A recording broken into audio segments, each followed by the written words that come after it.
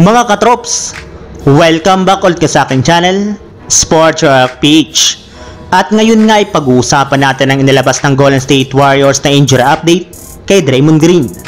Pag-uusapan na rin nga natin dito sa ating panibagong video ang naibalitang player na ipangpapalit ng Los Angeles Lakers kay Jarred Vanderbilt.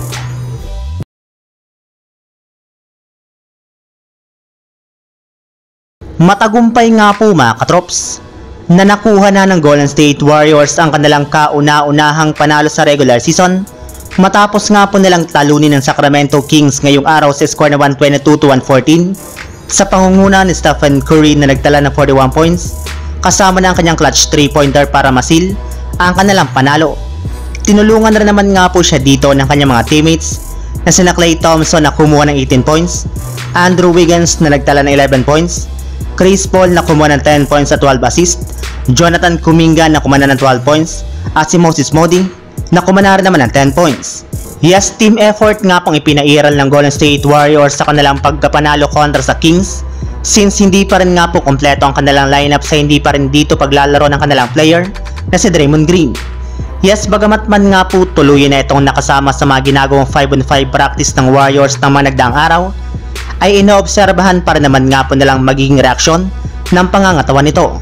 Kaya kakailanganin pa nga po niya ng ilang araw na pahinga bago siya makapaglaro sa kanilang lineup.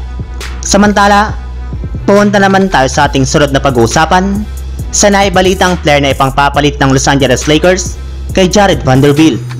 Ayon nga po mga katrops, sa ibinulgar na balita ng Lakers insider na si Jovan Buhan ng The Athletic, bagamat man nga daw po tuluyan ang nag-i-improve ang nadalim pa ni Jarred Vanderbilt sa sinagawang pag-usuri sa kanya ngayong araw, ay hindi pa rin naman nga po nila ito papayagan na maglaro.